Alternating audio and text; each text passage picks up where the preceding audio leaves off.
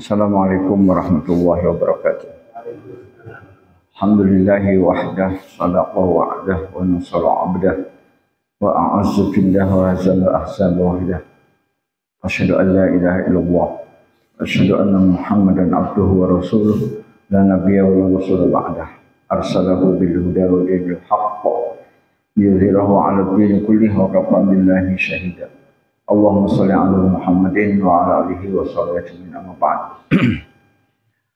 Ibu-ibu, bapak-bapak, majelis ilmu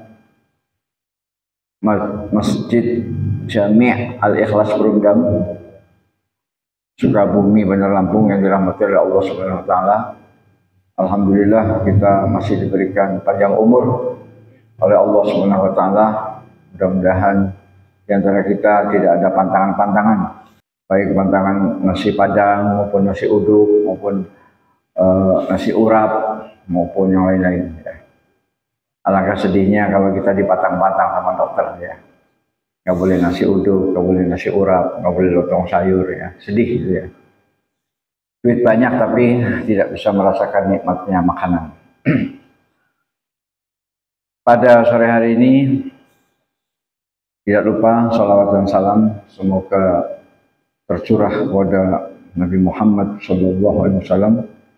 Semoga kita rindu untuk berjumpa dengan beliau di surga, di telaga beliau, di jannahnya. Amin ya rabbal alamin. Dan mudah-mudahan kita mendapatkan syafaat dari beliau dan juga syafaat dari Al-Quran dan juga syafaat dari orang-orang beriman serta dari malaikat. Karena syafaat itu banyak sekali. Syafaat dari Rasulullah, syafaat dari Al-Quran, syafaat dari orang-orang beriman yang berdoa, dan syafaat dari malaikat.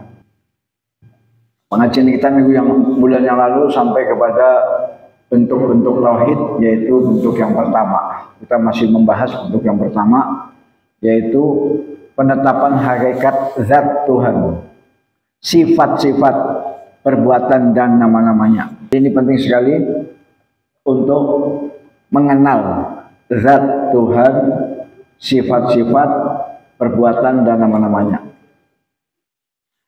Di mana tidak ada sesuatu pun yang serupa dengannya. Ya. Tidak ada ya sesuatu pun yang serupa dengannya. Dalam semua itu, sebagaimana yang dikabarkan tentang dirinya dan sebagaimana yang Rasul kabarkan tentangnya. Perbuatan Allah, nama Allah, sifat Allah itu pengabarannya dua. Pertama, Allah mengabarkan dirinya sendiri.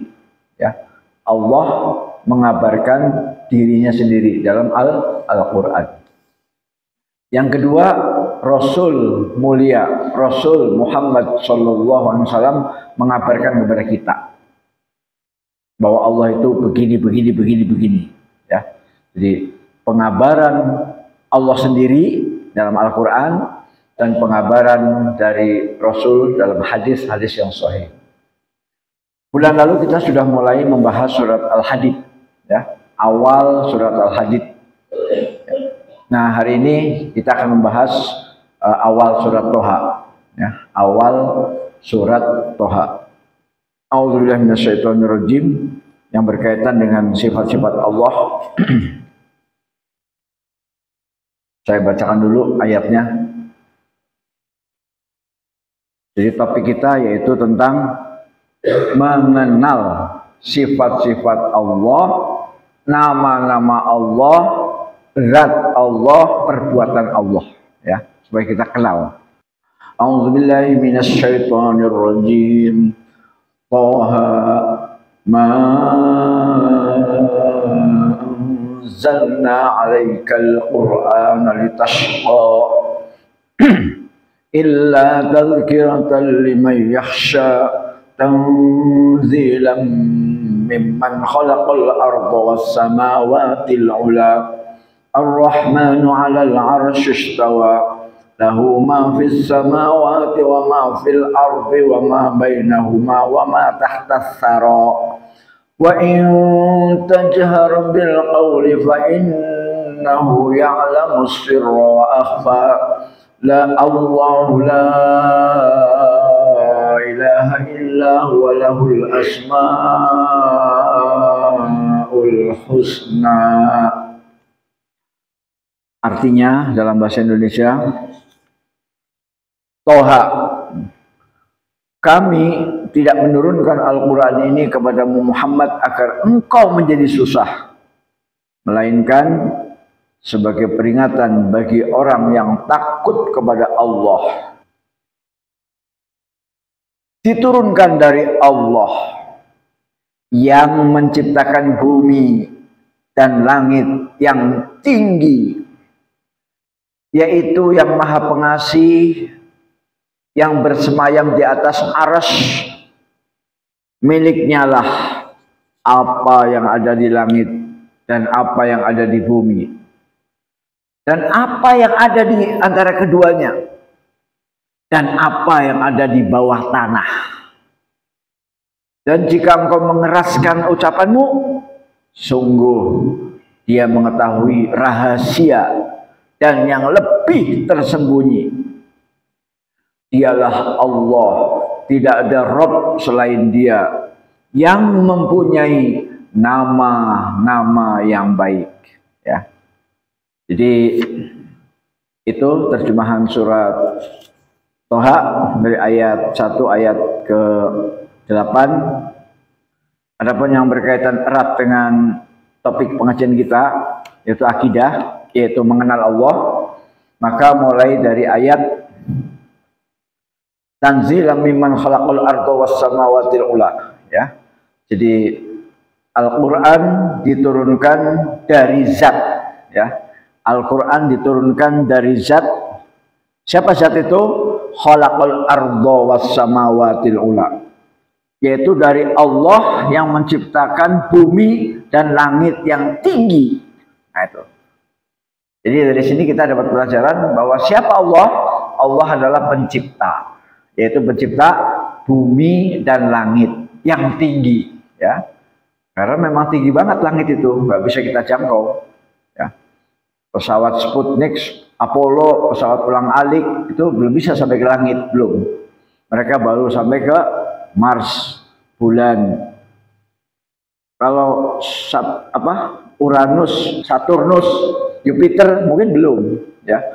Baru sampai planet-planet yang dekat. Ya, sampai ke bulan sudah, kemudian sampai ke Mars sudah, ya. Tapi yang jauh belum, ya. Apalagi langit belum, ya. Tanzilan mimman khalaqal arda was samawati ula. Jadi Allah adalah zat yang menciptakan bumi dan langit yang tinggi. Itu yang pertama. Kemudian Ar-Rahmanu 'alal 'arsy istawa. Nah, sekarang di sini dijelaskan bahwa Allah itu sifatnya adalah Ar-Rahman. Ar-Rahman yaitu Maha Pengasih, ya. Ar-Rahmanir Rahim, yang Maha Pengasih dan Maha Penyayang. Nah, siapa Ar-Rahman itu, atau apa sifat Ar-Rahman itu? Ar-Rahmanu 'alal 'arsy istawa. Ar-Rahman, Allah bersemayam di atas arsy. Nah, di dalam membahas bersemayam di atas arsy itu kita tidak boleh sembarangan, ya. Para ulama salaf menetapkan, para ulama salaf itu siapa? Para ulama salaf itu generasi pendahulu kita, Pak. Generasi pertama Islam, yaitu generasi sahabat, generasi tabi'in, tabi'ut tabi'in, ya. Generasi sahabat kita sudah tahu semua, yaitu generasinya Abu Bakar, As-Siddiq, Umar bin Khattab, Ali bin Abi Thalib, Utsman bin Affan, dan seterusnya. Termasuk di sana ada Bilal, termasuk di sana ada Abu Dzar Al-Ghifari, di sana ada Abu Hurairah dan lain-lain, ya. Kemudian generasi tabi'in. Nah, tabi'in ini jarang kita kenal, Pak, nama-namanya, ya. Tabi'in itu diantaranya adalah Mujahid, Qatadah, Masruq dan lain-lain, ya. Kemudian ada generasi tabi'ut tabi'in. Generasi tabi'ut tabi'in ini lebih muda lagi. Itu muridnya tabi'in, ya.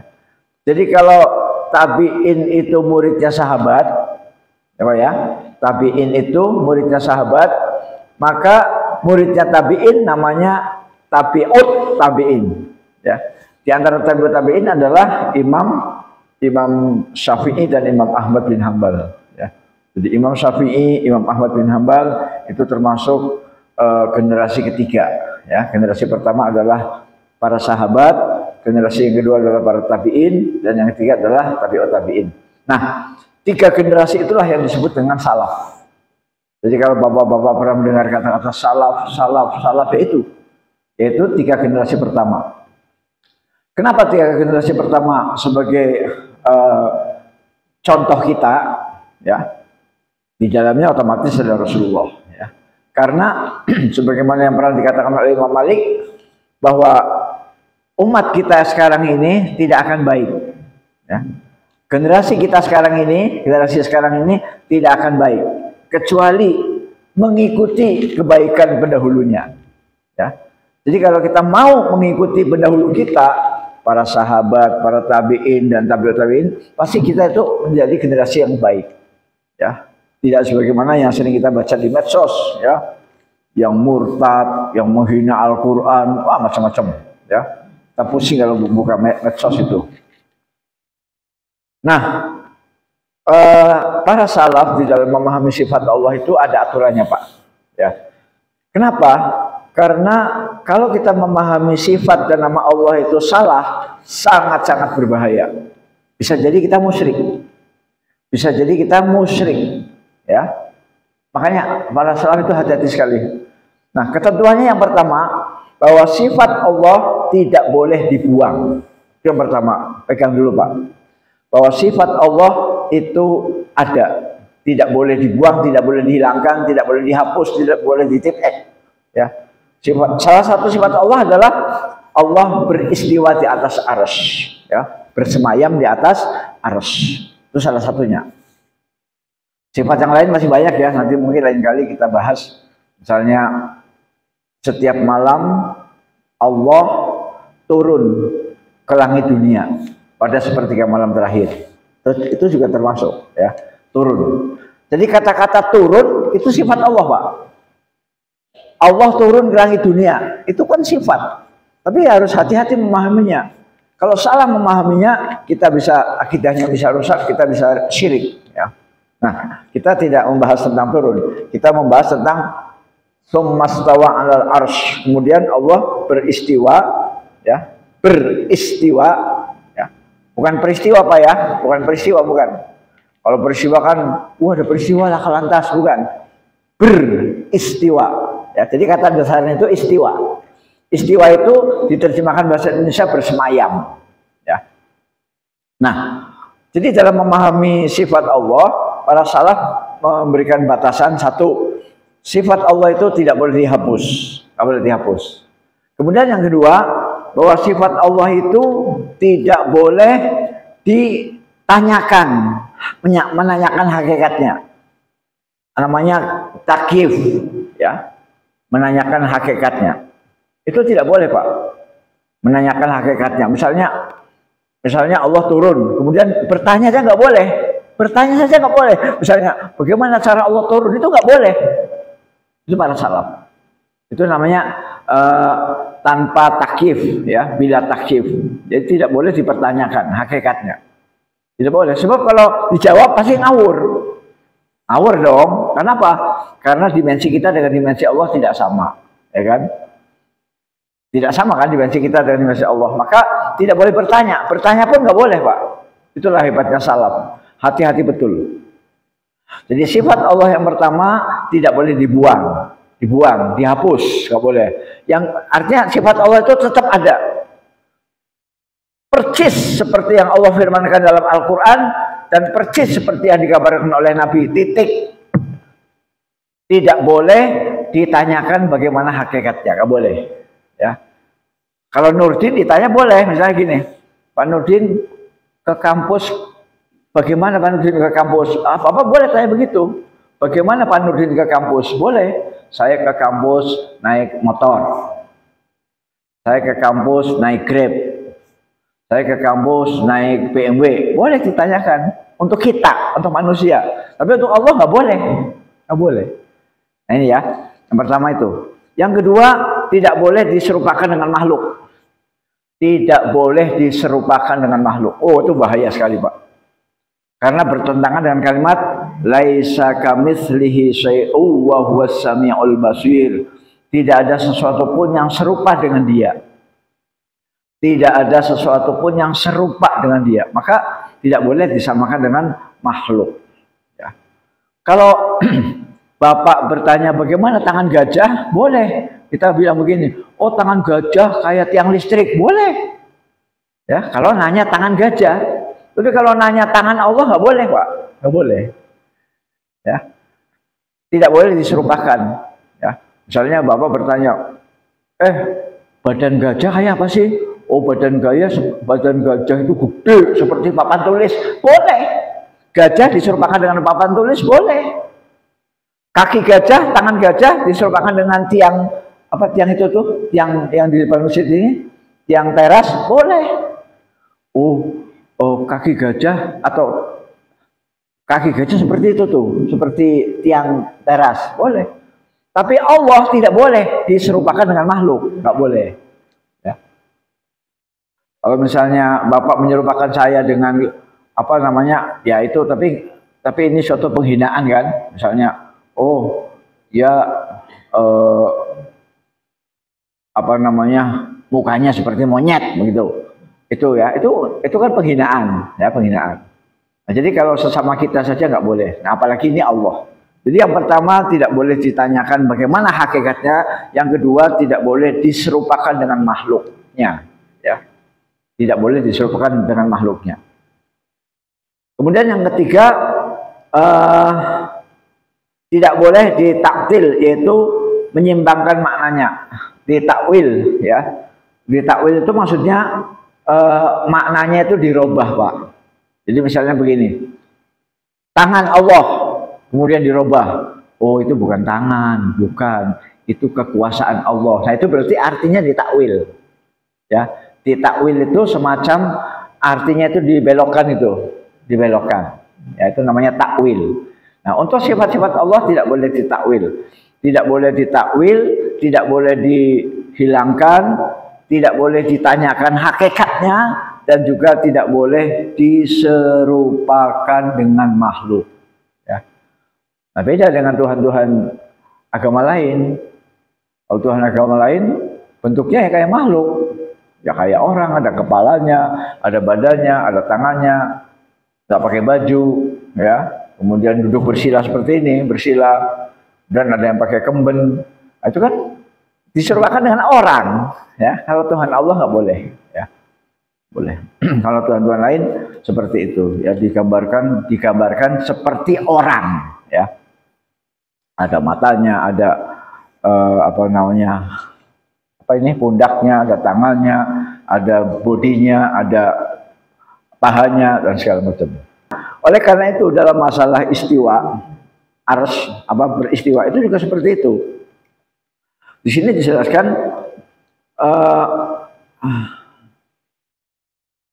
yang benar masalah ini adalah sebagaimana dikatakan oleh para imam, diantaranya adalah Nu'aim bin Hammad al-Khuzai, syekh gurunya Imam Bukhari. Nah, jadi ini yang benar adalah seperti yang dikatakan oleh para imam. Para berarti lebih dari satu, Pak. Para imam, ya.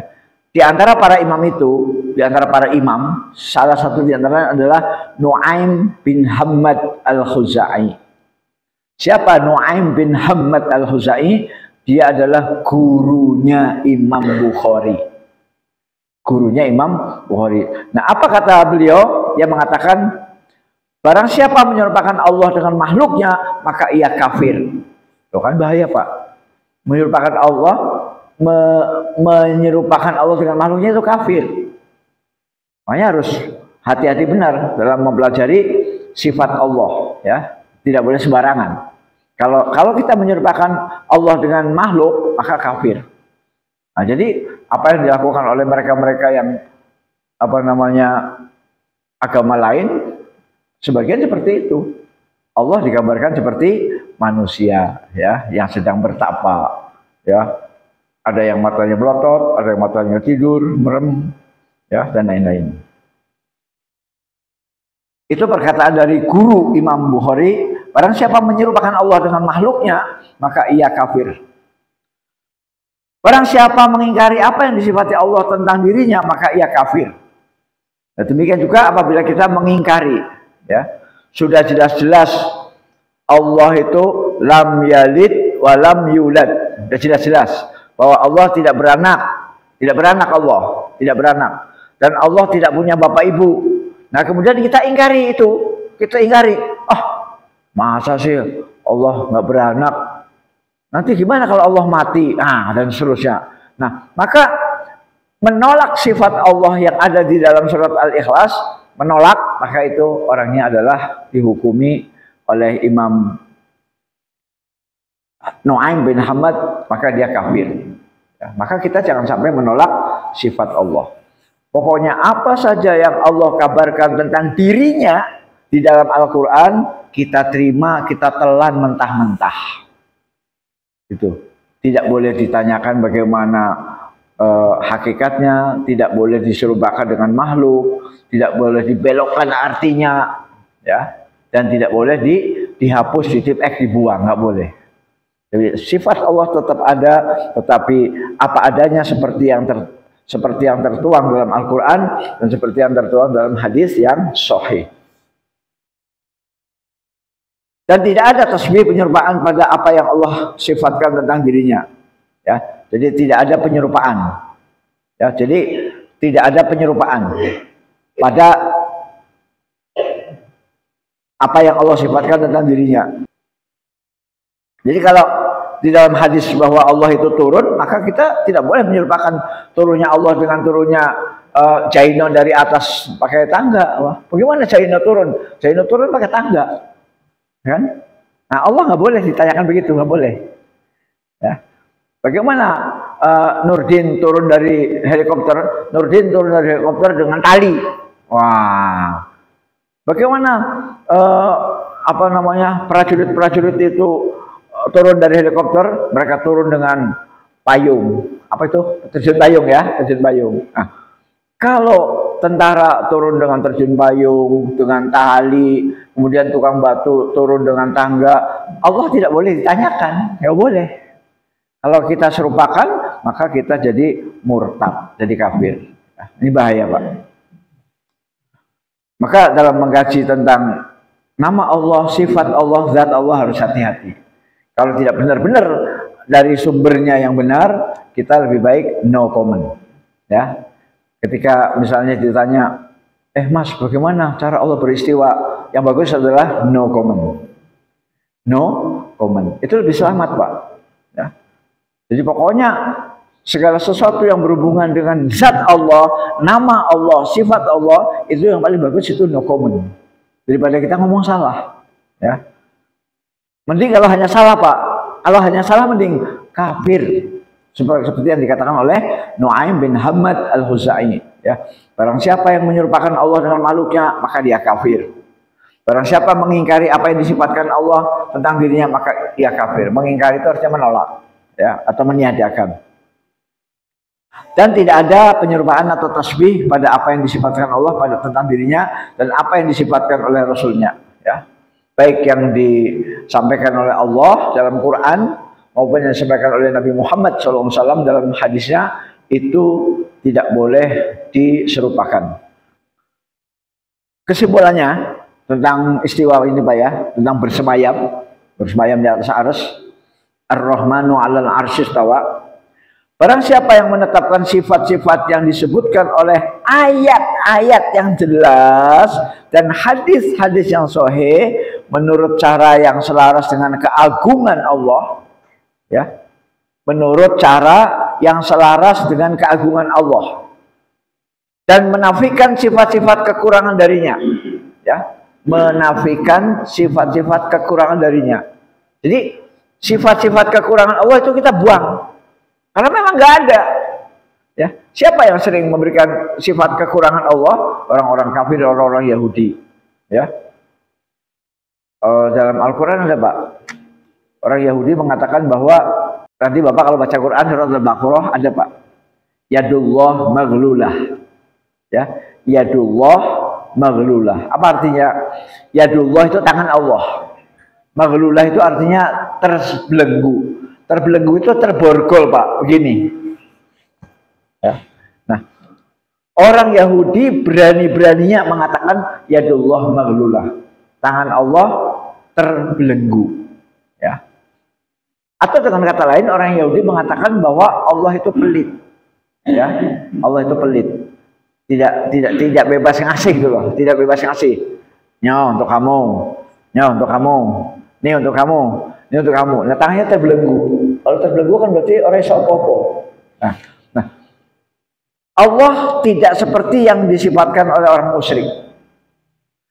Allah tidak seperti yang disifatkan oleh Yahudi. Allah tidak seperti yang disifatkan oleh orang-orang yang tidak beriman. Ya. Salah satu penyifatan Allah yang keliru oleh orang-orang musyrik, ya. Salah satu penyifatan Allah yang keliru tentang orang musyrik mengatakan bahwa Allah punya anak dan anaknya Allah itu perempuan, yaitu malaikat. Itu contoh, Pak. Ya. Bahwa orang musyrik mensifati Allah dengan sifat yang ngawur. Orang musyrik mengatakan Allah punya anak dan anaknya perempuan. Ya. Padahal di zaman Quraisy itu jahiliyah, anak perempuan itu gak ada guna. Yang berguna anak laki. Makanya di zaman jahiliyah itu kan anak perempuan dikubur hidup-hidup. Ya. Kalau orang jahiliyah, ya, orang Quraisy Mekah jahiliyah, kalau punya anak laki-laki kan senang. Wah, senang. Tapi kalau punya anak perempuan, mukanya marah, malu, marah, kemudian dikubur hidup-hidup. Nah, jadi mereka ingin mengatakan bahwa Allah itu punya anak yang jelek, yaitu anak Allah perempuan. Dan siapa anak Allah perempuan? Malaikat. Nah, itulah pensifatan Allah yang salah. Ya. Dan itu semua harus dinafikan, Pak. Ya.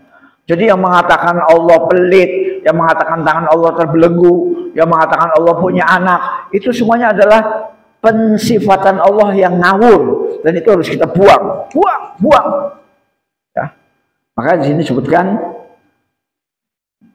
dan menafikan sifat-sifat kekurangan darinya. Menafikan itu artinya membuang, ya. Sifat-sifat kekurangan darinya. Artinya apa? Allah tidak punya sifat-sifat kekurangan, nggak punya, ya. Allah tidak punya sifat-sifat kekurangan. Ar-Rahman, Ar-Rahim, Al-Malik, Al-Quddus. Itu udah jelas itu. Pengasih, penyayang, Maha merajai, Maha Kudus, ya. Al-Muhaimin, Al-Aziz, Al-Jabbar, terus, ya. Itu semuanya adalah sifat-sifat mulia. Nah, jadi untuk Ar-Rahmanu 'alal arsy istawa itu beliau Al-Imam Ibnu Katsir mengatakan, dalam masalah ini kami menempuh mazhab as-salafus sholeh, yaitu Imam Malik, Imam Auza'i, Imam Ats-Tsauri, Al-Laits bin Sa'ad, Asy-Syafi'i, Ahmad, Ishaq bin Rahawai, dan para imam kaum muslimin yang lainnya, baik yang dulu maupun yang sekarang, yang sudah memberikan ketentuan seperti tadi.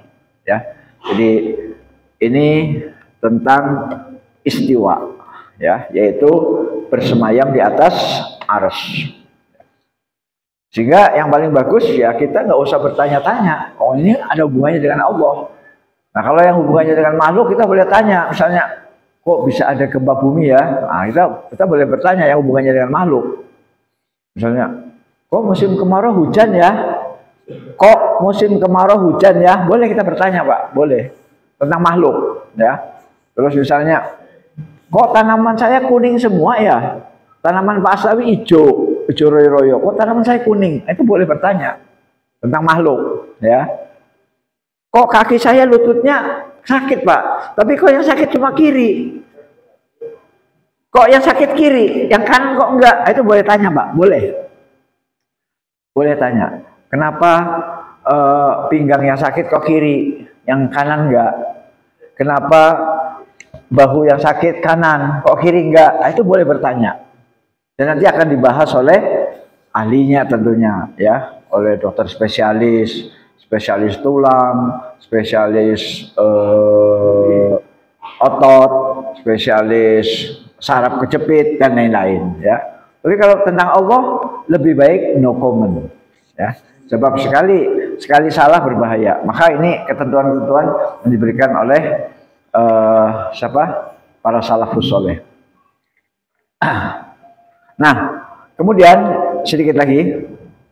Jadi Allah itu tanzilan mimman khalaqal arda was samawatil ula. Allah, Al-Qur'an itu diturunkan oleh Allah, dari Allah. Siapa Allah itu? Khalaqal arda, yang menciptakan bumi. Was samawatil ula, yang menciptakan langit yang tinggi, ya. Dan Allah Ar-Rahmanu 'alal arsyis istawa, yaitu bersemayam di atas arsy. Ada yang membacanya arsy, salah Pak ya? Kalau membacanya arsy salah. Bukan arsy, arsy. Pakainya sin besar. Sin yang titiknya 3, Pak. Arsy, ya, bukan arsy, bukan. Tapi arsy, ya. Kemudian sifat Allah berikutnya, lahu ma fis samawati wa ma fil ardi wa ma bainahuma wa ma tahtas saro.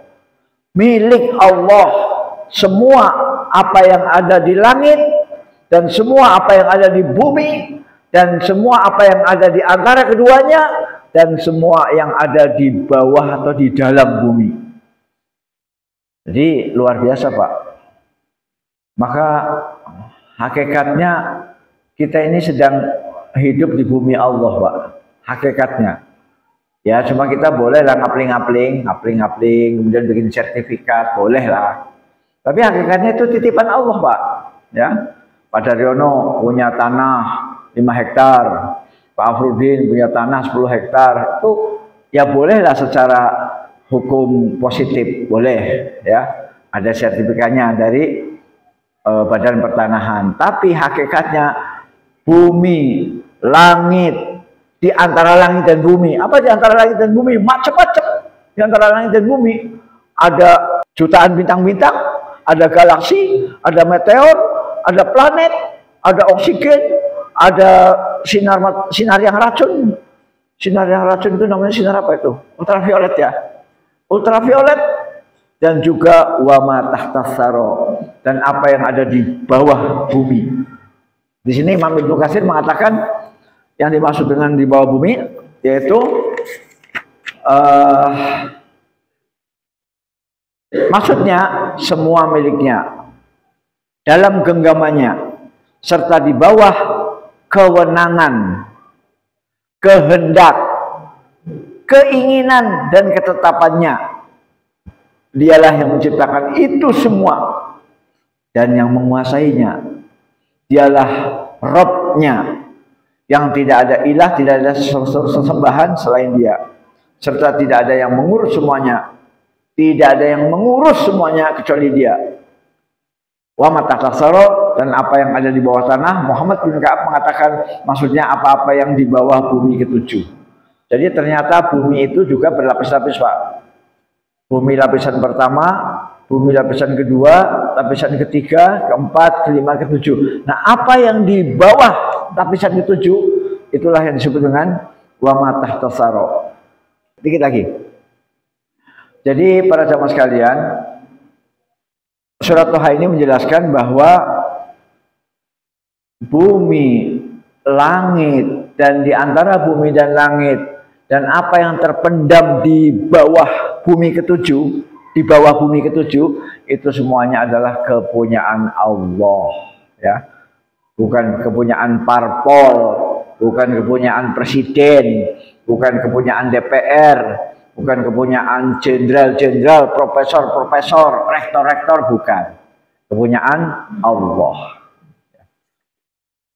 Lahu ma fis samawati wa ma fil ard wa ma bainahuma wa ma tahtas saro. Nah, kemudian Allah menceritakan ini terakhir sifat Allah yang paling sempurna, Pak. Wa in tajhar bil qaul, jika engkau menjaharkan ucapan, jika engkau berbicara dengan keras, berbicara dengan jahar itu keras Pak, jahar itu keras ya, bersuara seperti saya ini ya, saya ini sedang berbicara jahar nih, keras. Nah, fa innahu ya'lamu sirra wa akhfa, Maka sesungguhnya Allah Maha mengetahui yang rahasia dan yang lebih dalam dari rahasia. Jadi yang rahasia itu Allah tahu, dan yang di bawah rahasia. Saya tadinya waktu membaca ayat ini saya sempat bingung, Pak. Karena di sini sir itu udah rahasia, Pak. Sir, ya. Sir itu artinya rahasia. Terus di sini ada kata-kata wa akhfa, dan yang lebih tersembunyi. Jadi di sini betul-betul luar biasa Allah Subhanahu wa taala, Pak. Betul-betul maha, ya, maha. Jadi yang rahasia itu Allah tahu, yang di bawahnya rahasia Allah tahu. Ya. Subhanallah. Jadi itulah Tuhan kita, Pak. Makanya yang ucapan jahar berarti ada ucapan yang tidak jahar, ada ucapan yang ada di dalam batin kita. Ini penjelasannya bagus sekali di dalam tafsir ini, bagus sekali penjelasannya. Yaitu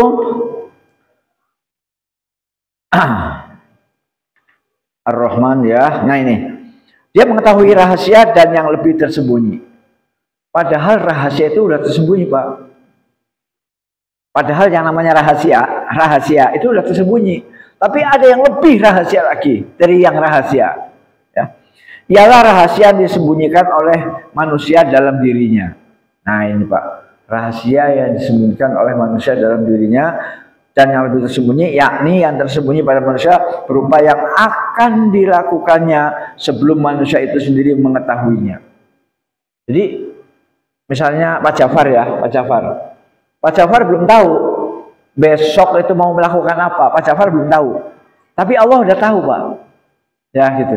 Bahwa Pak Jafar besok melakukan ini. Ya. Pak Harsono belum tahu apa yang akan dilakukan minggu depan. Minggu depan Pak Harsono melakukan apa, kan nggak tahu Pak Harsono. Tapi Allah udah tahu bahwa minggu depan Pak Harsono akan melakukan ini. Demikian juga Nurdin. Saya tidak tahu apa yang akan saya lakukan 3 hari yang akan datang. 3 hari yang akan datang hari apa, Pak? Jumat, Sabtu, Ahad, hari Ahad. Saya tidak tahu apa yang akan saya lakukan dari Ahad. Tapi Allah tahu, Pak. Allah tahu apa yang akan dilakukan Nurdin hari Ahad besok. Nah itu maksudnya. Ya. Nah saya kira sampai di sini saja makna dari ini. Yakni yang tersembunyi pada manusia berupa apa yang akan dilakukannya sebelum manusia itu sendiri mengetahuinya.